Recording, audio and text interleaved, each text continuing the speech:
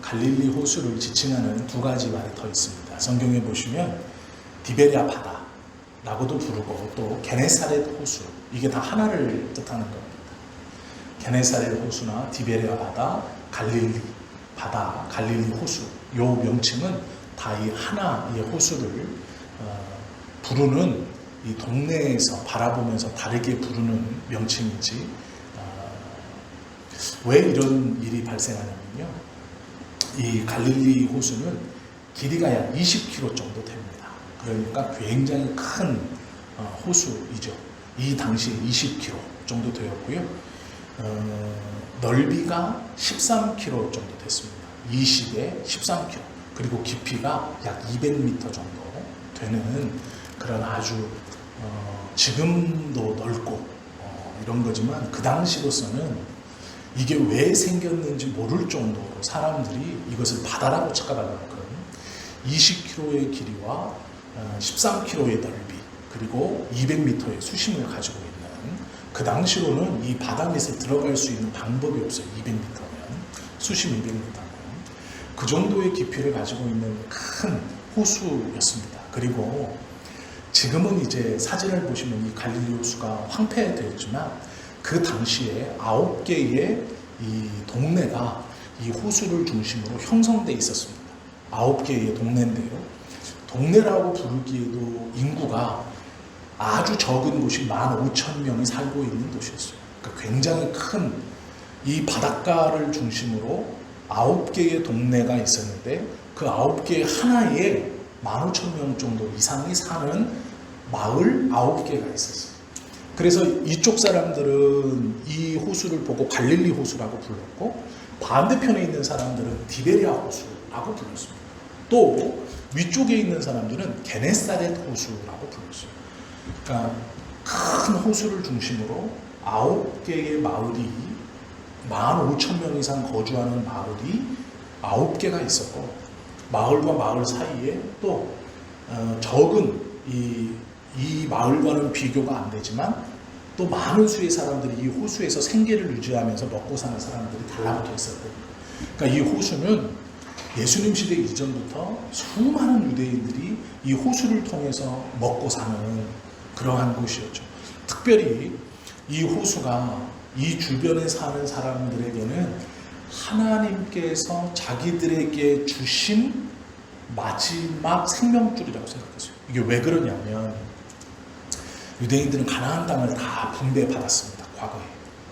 그래서 자신의 지파의 12지파 안에 소속되어 있었고 그 지파에서 자신의 가문의 분깃대로 이 가나안 땅을 다 쪼개서 다 나눠를 받았어요. 그래서 거기에서 나오는 것으로, 그 땅에서 나오는 것으로 너희들은 먹고 살아라 라는 말을 들었습니다. 그런데 문제는 시간이 흐르면서 그 땅의 소유권을 잃어버린 유대인들이 등장하기 시작해요. 전쟁에서 잃었든 아니면 팔았든 여러 가지 이유로 자신의 선조의 땅을 기억하거나 소유권을 주장하지 못하는 유대인들이 생깁니다. 이 가난한 사람들이에요. 이 사람들이 결국 어디로 모였을까요? 주인이 없는 갈릴리 호수로 들어가기 시작합니다. 그 주변으로. 그리고 이들은 어떻게 생겼는지 모를 이 호수, 호르몬산에서 내려오는 광풍이 부는 이 수심이 지금 재서 200m지 그때는 수심이 얼마인지도 몰랐을 거예요. 그냥 깊음. 이 호수가 생긴 이유는, 이 호수가 여기에 자리 잡은 이유는 하나님이 우리들을 먹여 살리려고, 우리들 먹고 살으라고 누구도 뺏지 못하는 이 큰 호수. 왜냐하면 지금 거기에 들어가 있는 대부분의 사람들은 땅을 뺏기고 조상들이 하나님께 받은 땅을 뺏기고 아무것도 없는 상태에서 떠돌아다니다가 그곳에서 물고기를 잡든 그거에 관련된 생활을 하든 일을 하든 그 호수를 중심으로 먹고 사는 사람들. 그러니 유대인들에게 이 호수는 하나님께서 자신들에게 베풀어 주시는 마지막 젖줄이에요. 그러니까 이건 하나님의 은혜의 호수입니다. 가난한 우리들을 먹고 살라고, 땅으로 소생할 수 없는 우리들을 먹고 살라고, 더군다나 성 안에 들어가서 보호받지 못하는 우리들을 여기에 이렇게 마을 단위로 아니면 이거 이렇게 모여서 살 수 있게 해주는 삶의 터전이고 자신의 어떤 살아가는 대부분의 모든 것이었어요. 그래서 이 갈릴리 호수 주변으로 수많은 사람들이 붙어서 생계를 유지해 가는 거예요. 갈릴리 호수는 우리가 성경에서 보시면 이 태풍이 자주 불었습니다. 그것은 호수 끝에 붙어있는 호르몬산에서 낮은 공기가 이제 유압되면서 물이 한번 뒤집어지는 거예요. 물이 자주 뒤집어지면 물고기가 많아져요. 그래서 이 호수에서는 끊임없이 물고기들을 이 가난한 사람들에게 공급했고, 또 이 물고기를 잡아서 그냥 육지로 파는 게 아니고요, 아래쪽에 있는 사해에서 소금을 가지고 와서 절여 파는 거죠. 그래서 가나안의 대부분의 이 어려운 사람들은 이 갈릴리 호수에서 나오는 물고기를 저렴한 값에 싸서 먹고 살았어요. 이 사람들도 그것을 잡아서 이제 먹고 사는 거죠. 물론 로마인들은 이 호수에 세금을 매겨서 그곳에서 일을 하는 사람들에게 일정 부분 세금을 떼갔습니다. 그런데 굉장히 적은 세금을 뗐어요. 이런 호수가 이 당시 배경입니다. 베드로와 요한, 즉 베드로의 친척만이 그 호수를 이용하는 게 아니고요, 이 호수에는 정말 수많은 사람들이 그곳에서 나는 물고기로 연명하려고 그 주변에 모여 사는 가난한 사람들, 땅이 없는 사람, 조상의 땅을 잃어버린 빈곤한 사람들이 모여 사는 것이죠. 예수님께서 이곳에 방문하신 이유도 하나예요. 뭘까요? 사람이 많았어요. 그곳에 예수님이 가신 이유는 사람이 많아서요, 다른 이유가 아니에요. 예수님께서 전하시는 하나님의 나라는 가난한 자와 억눌린 자와 고아와 과부들에게 소망이 되는 말씀이었어요. 왜 그러느냐? 예수께서 전하는 말씀은 다른 종교 지도자들이 전하는 말씀과 다르게 힘이 있고 권위가 있었어요. 이 말이 뭐냐면요, 그 말씀의 기적과 이적이 동반됐다는 거예요. 즉 예수님이 말씀하신 대로 이루어지는 역사가 있었어요. 이게 힘이 있다는 뜻이거든요. 예수님께서 여러 이적과 기적을 보이시고 또 자신의 말씀이 선언되어질 때 성경에서 말씀하시는 예수님의 상황을 가만히 보면요, 천사가 수종 들었다는 얘기들이 종종 나와요. 예수님께서 제자들을 12명을 뽑기 전에 공생애를 시작하시면서 공생애를 출발시키실 때의 첫 스타트가 누구였냐면 세례 요한을 통한 세례를 받는 것으로 시작했어요. 그리고 예수님은 바로 제자들을 뽑은 게 아니에요. 세례 요한이 예수님을 알아보고 예수님이 세례를 받으러 나오자 요한이 제가 어떻게 당신에게 세례를 줍니까? 라고 말했을 때 아니라 라고 얘기해요. 그리고 세례를 받고 올라오셨을 때 성령이 비둘기처럼 그에게 임하셨다. 그리고 하늘로서 큰 소리가 나서 거기에 세례 요한의 세례 베품과 세례 받기 위해서 또 요한의 가르침에 그것을 위해서 모여있던 그 모든 사람에게 음성이 들려요. 하늘로서. 그래서 예수님이 공생애를 출발하시고 주목받기 시작하신 거예요.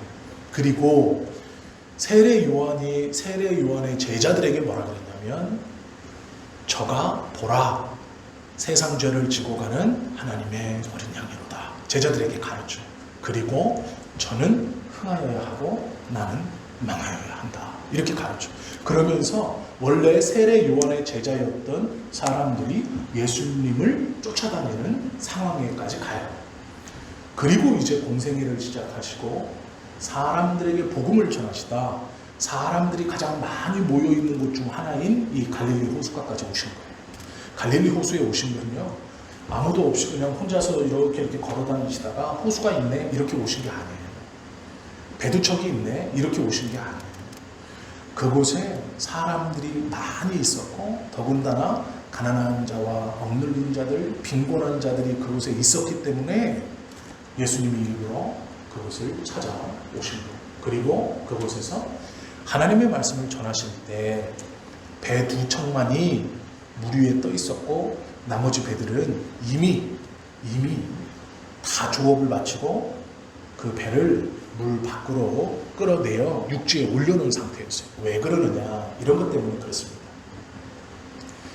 이 갈릴리 호수는 물고기들을 잡을 때 사람들이 횃불을 사용할 수 없었어요. 물고기들이 횃불이 있으면 다 이제 깊은 빛이 비치지 않는 수면 안으로 가라앉습니다.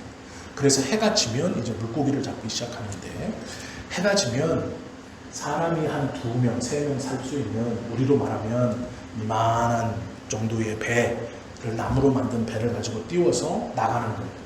그물질을 한다는 건 뭐냐면, 우리들이 왜 TV에서 이렇게 보시면 이렇게 던지는 그물 있죠? 그 그물을 던져서 물 위에 떠 있는 요 물고기들, 물 바로 아래, 수면 바로 아래에서 왔다 갔다 하는 물고기들을 이렇게 걷어가는 거예요. 근데 이 물고기들이 해가 지면 다 깊은 데로 숨습니다. 뜨거운 빛이, 태양빛이 쬐이면 숨어요. 그래서 해 뜨기 전까지 이 어업을 할 수 있는데, 2배만 있었다는 건 나머지 배들은 이미 그 어업을 끝내고 이 뭇에다가 자신의 배를 올려놓은 거예요. 물에다 띄워놓은 게 아니라 뭇에다 올려놨어요. 그리고 매일같이 보수를 하는 거예요. 어디가 갈라진 건 없나, 물이 새지는 않나. 그것을 뭇에다 올려놓고, 배가 크진 않으니까 그 배 주인들은 그걸 항상 쓸고 닦았습니다. 이게 재산이고, 만약에 이 배가 사고 나면 그냥 죽는 거예요. 뭐 우리처럼 구조팀이 있거나 이런 시대도 아닙니다. 그래서 뭇에 올려놓고 그 배를 손봐야 되는 거예요. 매일같이 하는 일입니다. 그물만 손질하는 게 아니고요. 그 나무로 만든 배도 매일매일 손질해서 봐야 돼요. 그래야 안전사고가 일어나지 않죠. 예수님께서 이 갈릴리 호수 어느 편인지 모르겠지만 오셨을 때 2배만 있었어요. 이 2배가 짝인데 왜 2배냐? 그물을 이렇게 던져서 잡는 건 한계가 있죠.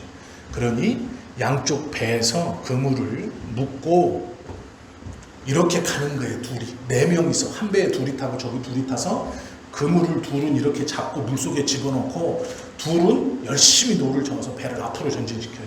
그러면 배와 배 사이에 그물이 연결되어 있고 앞으로 끌고 가는 거죠. 훑듯이 이렇게 위로. 이렇게 해서 2배가 1조입니다. 그러니까 요 베드로의 배와 하나의 배가 더 있었다는 거예요. 그래서 2배. 이게 하나를 뜻해요. 2개가 아니고 2배가 같이 일을 하는 거예요. 이해가 되셨죠? 이게 배경이에요. 예수님께서 베드로의 배에 올랐다라는 건 2배 중에 하나에 오르셨는데 베드로가 지휘하던 배에 올랐어요.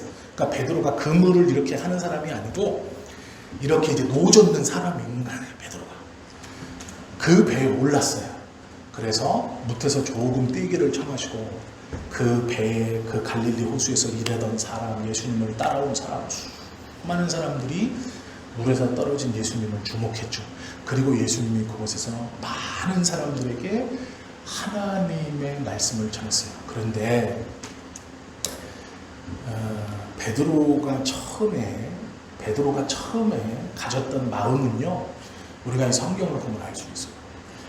밤새도록 고기를 한 마리 잡지도 못하고 그물을 깁고 있는 거예요. 그물을 이제 이 구멍난 곳이나 이렇게 꼬인 곳이나 이런 곳이 없게 잘 해서 잘 접어놔야 돼. 왜냐하면 고기를 잡으러 나갈 때는 안 보일 때 나가거든요. 그러니까 보일 때 그물을 이렇게 잘 구겨지지 않고 딱 잡아서 끌고 갈 수 있도록 다 해놓아야 되는 거예요. 그물 손질을. 그리고 그게 끝나면 이제 배 손질을 해야 돼요. 배를 닦고 물기를 빼고 그 다음에 또 잘못되면 역청도 좀 바르고 이렇게 어디 구멍 나거나 파손되거나 벌어지는 곳은 없나 또 봐야 돼. 그러니까 일이 끝나는 게 아니에요. 그런데 수많은 사람들이 거기 있는 거예요. 지금 그냥 둘만 일하는 게 아니고요. 왔자직거라고 왔다 갔다 하는 사람들, 이런 사람들이 거기에 많아요. 문제는 뭐냐? 한 마리도 못 잡았어요. 밤이 새도록 그물을 가지고 왔다 갔다 했는데 한 마리도 못 잡았다는 거예요. 이게 무슨 얘기냐?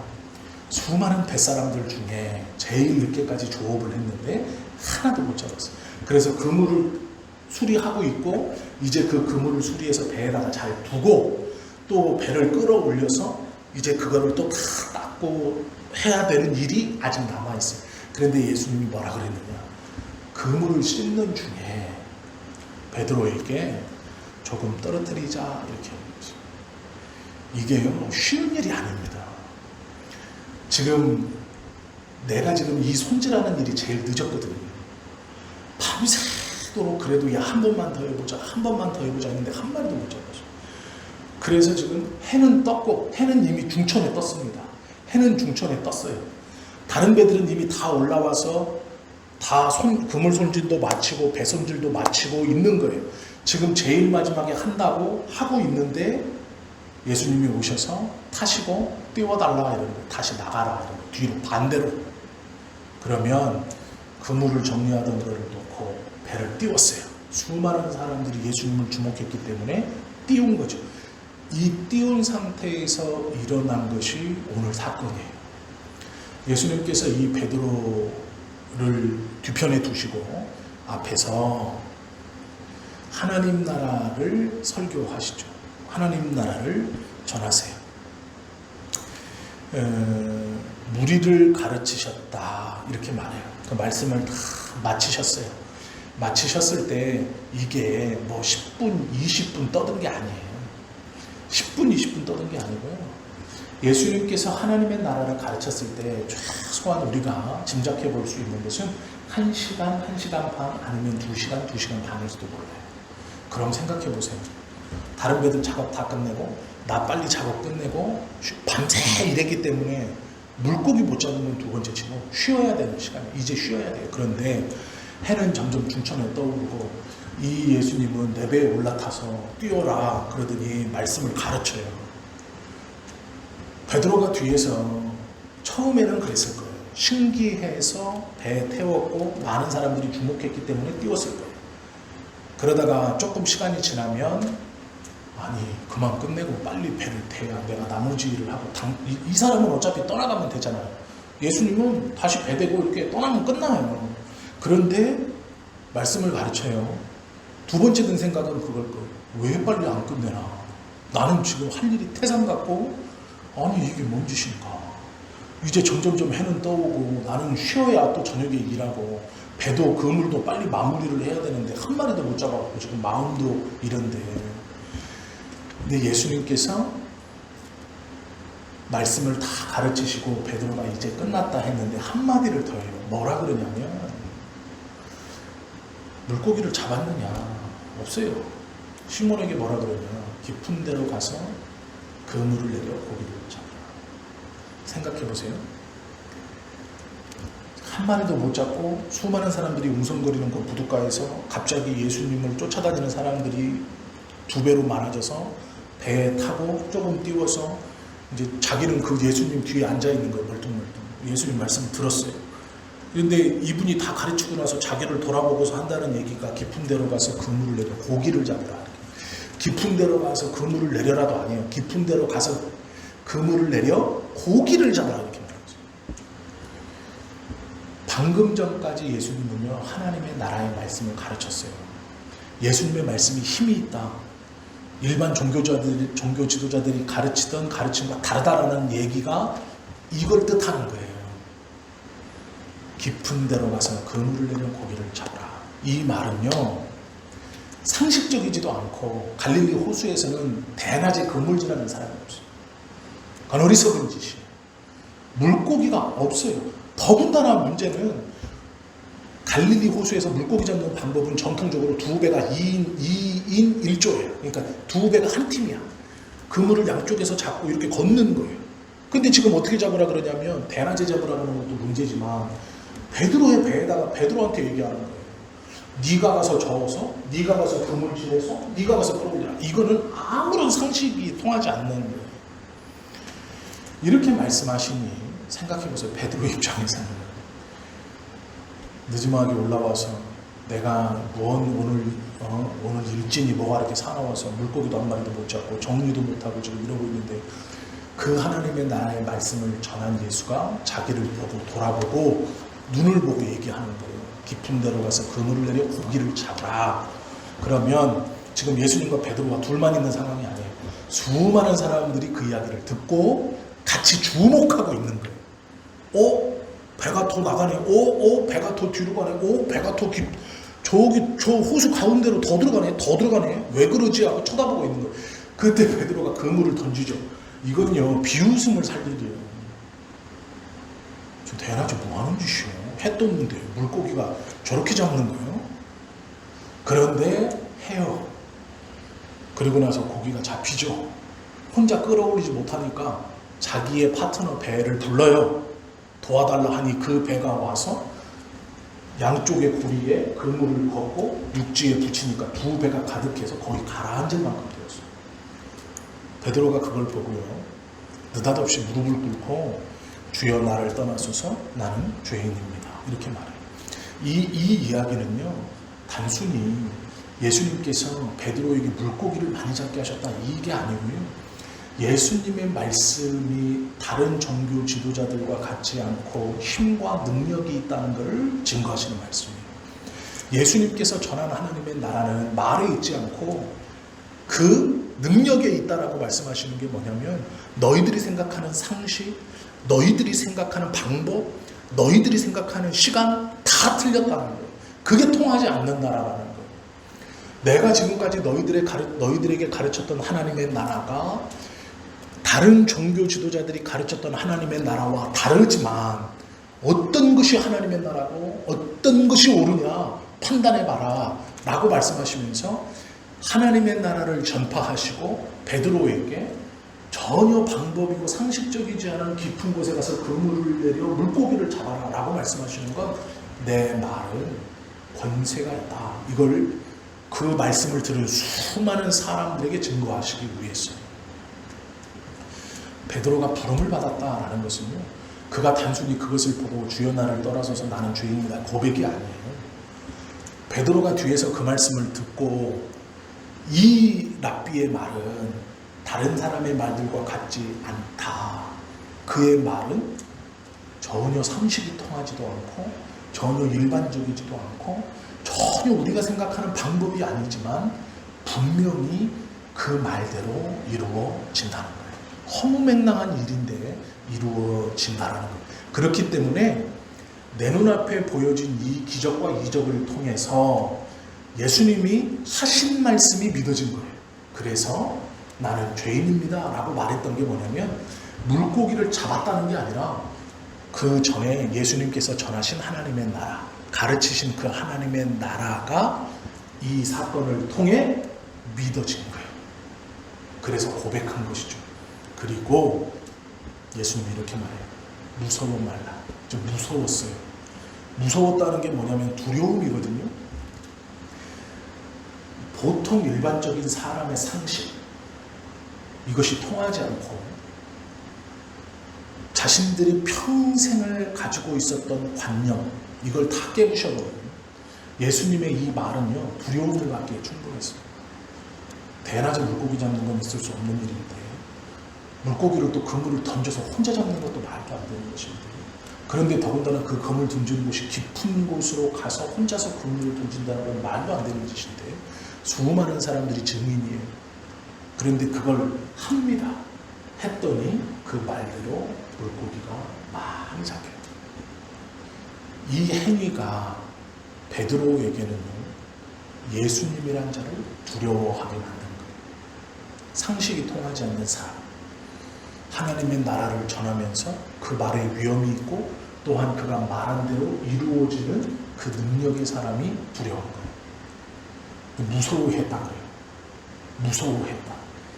예수님이 무서워하지 말라. 이제 후로는 내가 사람을 취하리라. 사람을 취한다는 건 제자를 삼는다는 얘기인데요. 이때 당시에 제자를 삼는다는 얘기는 종교 지도자들만 가능한 거예요. 바리새인들, 서기관들, 사두개인들, 사도계 후예인 제사장들만이 그 권한을 가지고 사람들을 모집해서 하나님의 나라를 가르치고 그들을 지도할 수 있어요. 어부는 물고기 잡는 법이나 가르치는 거지 사람을 취한다 라고 어부에게 건의할 수 없는 거예요. 그런데 말대로 이루시는, 지금 방금 눈으로 봤거든요. 그 예수님이 뭐라고 하냐면 베드로 눈을 보고 두려워 말라. 이제 후로는 내가 사람을 취하리라. 이 말을 듣고 베드로가 어떻게 하냐면 그물과 배를 버려두고 예수를 쫓아가요. 상식적이지 않은 일을 말씀으로 해내는 분을 쫓아가요. 이게 베드로에게 일어났던 물고기 잡는 기적이에요.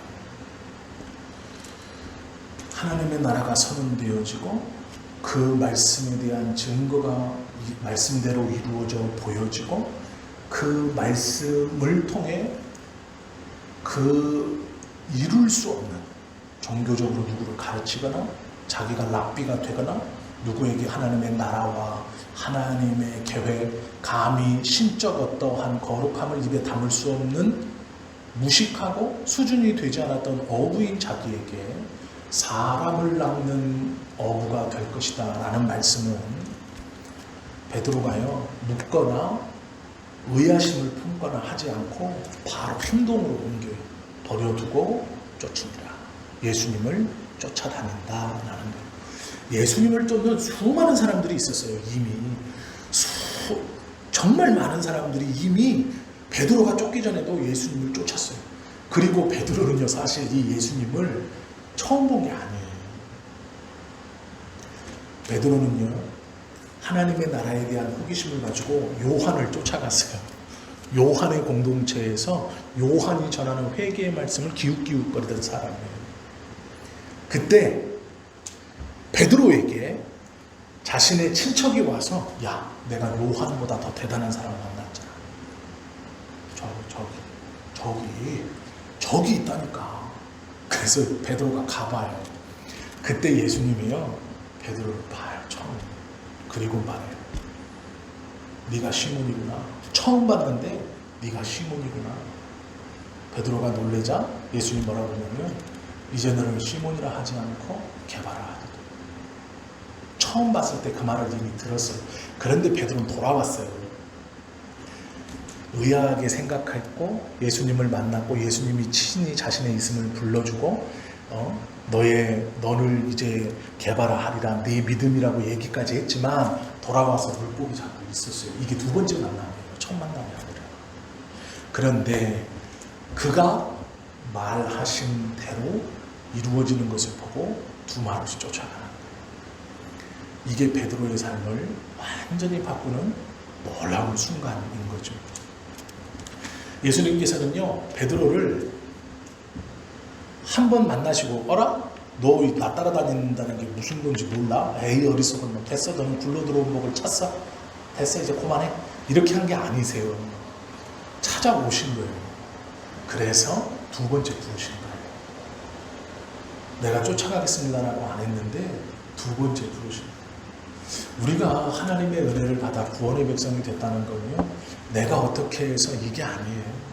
하나님께서 끊임없이 우리를 부르시고 우리에게 당신의 말이 믿어지게끔 우리의 심령에 하나님의 역사와 이적들을 끊임없이 보여주시는 거예요. 우리가 죄 안에 갇혀 있을 때 그것을 눈치채거나 알아보지 못하고 그저 그런 일로 돌아섰던 그 모든 순간, 그 많은 순간 하나님은 포기하지 않고 끝까지 우리에게 부르시고 다시 손 내미시고 하신 거예요. 그래서 결국 그 부르심에 우리가 쫓아가는 것이죠. 베드로의 쫓아감도 똑같아요. 우리를 부르신 것도 똑같아요. 우리가 이 본문을 보면서요 여러 가지 것들을 좀 생각해 봐야 돼요. 길게 보진 않을 건데요. 가만히 생각해 보세요. 사과가 떨어지는 건 모든 사람이 다 보는 거예요. 나무에 매달린 열매가 땅으로 뚝 떨어지는 건 모든 사람이 다 보는 거예요. 그런데 뉴턴만 만류인력을 발견해요. 똑같이 수도 없이 사람들이 수천 년 동안 나무에 맺혀있던 열매가 뚝 떨어지는 거를 다 봤어요. 저도 어린 시절에 본 적이 있어요. 꽃사과가 피어 있었는데요. 무슨 새인지 모르지만 새가 앉았다가 푸득 놀러가니까 코가 이렇게 떨어지더라고요. 근데 저는 떨어지면서 옹기종기 가서 얼른 주워 먹을 생각만 했어요. 그 조그맣게 어려서 이게 떼고 주워 먹을 생각만 했지 이게 왜 떨어질까 이런 고민한 적이 없어요. 이게 저도 그냥 미련한 여러 사람 중에 똑같이 떨어지는 걸 보고 만류인력을 발견했고요. 물주전자에 넣는 물이 끓어서 주전자 뚜껑이 들썩들썩 되는 걸 수많은 사람들이 봤지만 다른 사람들은 야 물 끄니까 뚜껑 열어놔라 넘치지 않게 뚜껑 열어놔라 뚜껑 올려놔라만 했지 그걸 가지고 증기기관을 발견한 사람처럼 보지는 못한 거예요. 제임스 와트만은 물주전자 뚜껑이 끓어가지고 펄컥펄컥 하는 걸 보고 증기기관을 발명했어요. 우리도 그거 어렸을 때 똑같이 봤잖아요. 근데 그런 생각 해본 적 없죠. 똑같아요. 그곳에 있는 수많은 사람들이 예수님의 말씀과 하나님의 말씀을 듣고 그곳에서 예수님의 말씀이 어떻게 이루어지는지를 봤어요. 그런데 모든 것을 버리고 쫓아간 것은요, 그 배의 무리들밖에 없어요. 본문을 가만히 보시면요, 그들이라고 되어 있어요. 그들이. 베드로, 그리고 베드로의 파트너, 그리고 베드로의 배와 짝인 이 사람, 여기도 2명이 있었어요. 그러면 최소 4명을 뜻하는 거 있게. 4명. 그들이 배들을, 2대를 육지에 대고 모든 것을 버려두고 예수를 따르니라. 성경의 배경을 알면요, 하나님께서 성경을 통해 우리에게 하시고자 하시는 말씀을 정확하게 이해할 수 있어요. 성경의 배경을 모르면 이해를 못해요. 이게 무슨 얘기인가? 성경이 쓰여졌던 예수님께서 말씀하셨던 그 당시 그 주변의 배경, 이 역사, 이것들을 정확히 알면 알수록 왜 이렇게 말씀하셨는가에 대한 이해, 그리고 그 말씀 속에서 우리에게 해주고 싶은 말씀이 뭔가를 이해할 수 있다는 것이죠. 그래서 말씀을 정확히 공부하는 것은 매우 중요하다. 베드로는 순종했죠. 대낮이었고 깊은 데였고 혼자 던지라는 것이었지만 순종을 했어요. 그리고 그 순종을 통해 예수님의 역사를 직접 자기 손으로 일구어 증거하는 삶을 살았죠. 우리도 마찬가지예요. 하나님의 말씀이 주님의 복이 선언되어졌을 때 어떤 이에게는 왜 그것이 삶으로 드러나고 어떤 이에게는 드러나지 않느냐, 차이는 순종하느냐 안 하느냐, 알고 있느냐 안 하느냐, 모르느냐가 문제가 아니고요, 순종했느냐 안 했느냐, 순종하느냐 안 하느냐, 못하느냐. 때로는 그 순종이요, 수많은 사람들을 의아하게 여기고 당장은 비웃음거리가 될지도 몰라요. 너 예수 믿는다면서 나보다 잘 사냐? 나보다 업저냐? 너 예수 믿는다면서 네 자식이 업저냐? 나는 그 말을 들을지도 몰라요. 그러나 그게 중요한 게 아니에요. 내가 지금 왜 이 짓을 하고 있느냐가 중요한 거예요. 내가 왜 저녁 마지기 나와서 버스 타고 아니면 일 끝나고 집으로 가서 발 뻗고 쉬어도 지금 7시면은 재미있는 TV가 한참 할 때죠. 전 TV를 안 보지만 그건 알아요. 황금 시간대라 그러잖아요. 7시부터 9시, 10시까지 황금 시간대라 그러잖아요. 사람들이 제일 많이 TV를 시청하는 거예요. 퇴근하고 와가지고 샤워하고 힘든 거서 소파에 앉아가지고 시원한 뭐 음료수나 뭐 하나 놓고 TV 보면서 하고 그러는 거, 그 2시간. 그런데 열심히 일하고 와가지고 예배드리고 가요. 남들 다 들어오는 시간에 버스 타고 나와가지고 교회까지 와서 예배드리고 가요. 네가 그렇게 해서 뭘 도대체 얻어가냐, 네가 도대체 뭘 복을 받겠다고 그러냐라고 사람들이 말할 수 있다는 거예요. 그건요, 중요하지 않아요. 아무것도 아니에요. 그 사람들의 의아함과 그 사람들의 말과 저거 대낮에 그물 던지고 저거 깊은 데로 가서 저거 그물질하는 거 봐라, 저거 뭔 짓이냐라고 그 말 중요한 게 아니에요. 내가 지금 이렇게 움직이는 게 누구 말을 듣고 하냐는 거예요. 나의 신앙과 믿음이 어떤 것에 근거하고 있냐는 거예요. 내 것에 근거하면 소용없어요. 저녁에 둘이 긁어도 소용없는 거예요. 내 것에 근거하면. 그러나 예수님의 말씀, 하나님의 말씀에 근거하면 그 엉뚱한 게 보이는 그것이 하나님의 역사를 내 손으로 만인들에게 증거하는 놀라운 순종이 된다라는 것이죠. 잘하는 얘기지만 링컨은 선거에 7번 떨어졌습니다. 8번째 대통령이 되어버렸어요. 16대 대통령이 됐죠. 에디슨이 전기를 발명할 때요, 11만 번 시험했대요. 그의 노트가 11만 번의 시도 끝에 전기를 발명해요. 11만 번. 생각해보세요. 11번도 아니고요, 110번도 아니고 11,000번도 아니에요. 11만 번. 그리고 전기를 발명했어요.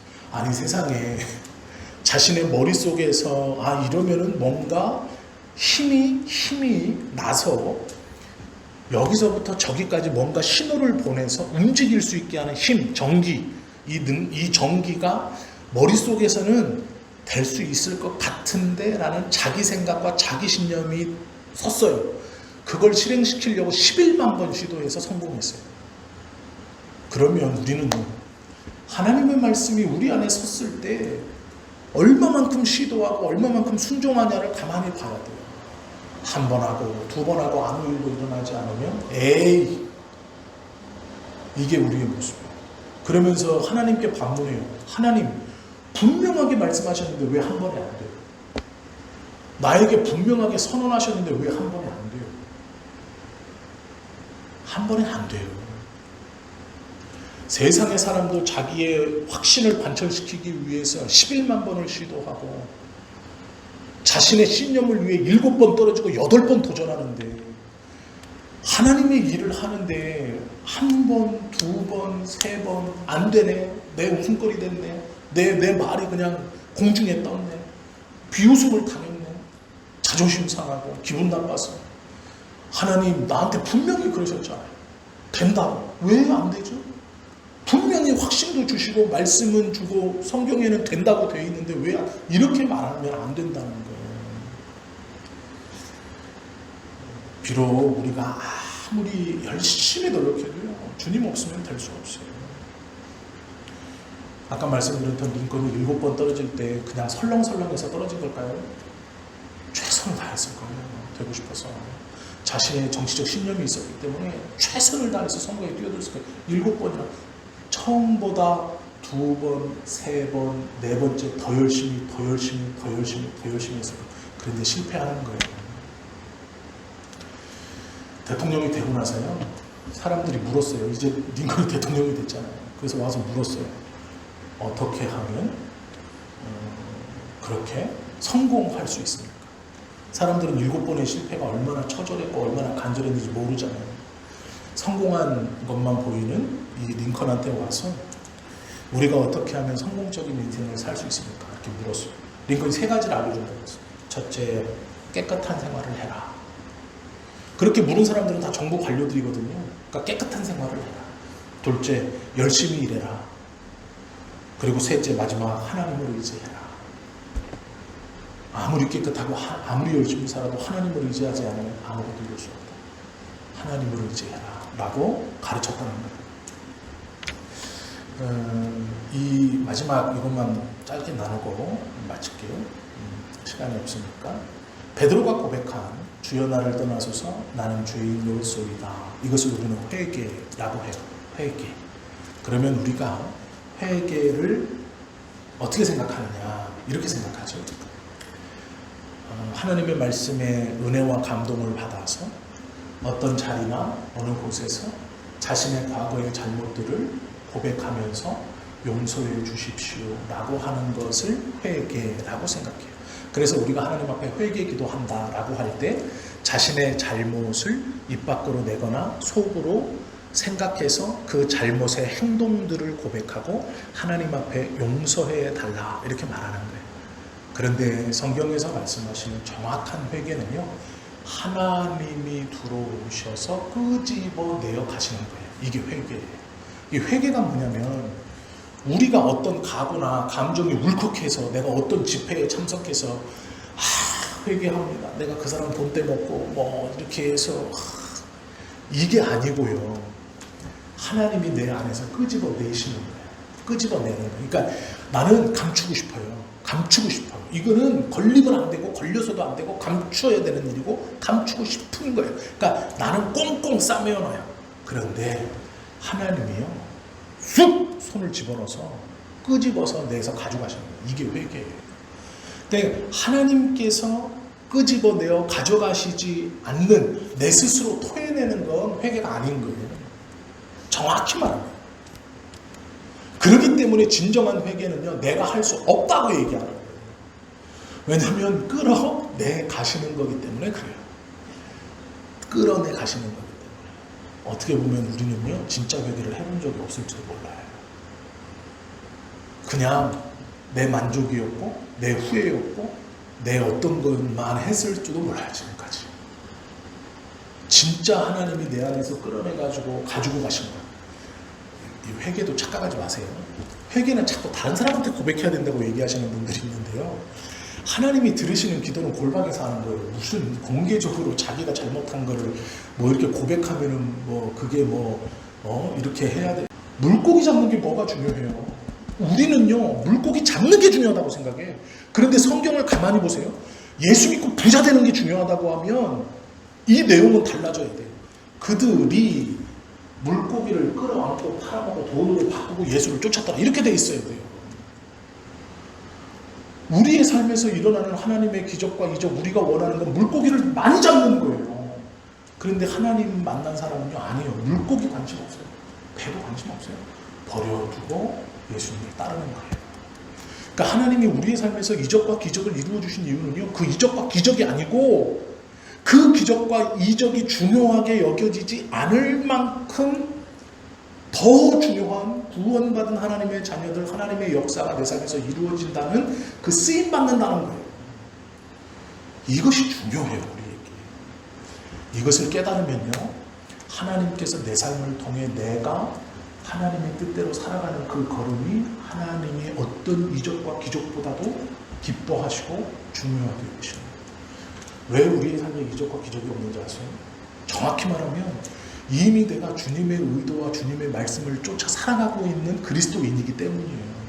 예수님의 구원을 인정하고 그 구원받기를 위해서 일으키시는 모든 이적과 기적이 이미 내 삶에선 필요 없을 만큼 내가 하나님의 부르심의 확신을 가지고 있기 때문에 이걸 반대로 생각하셔야 돼요.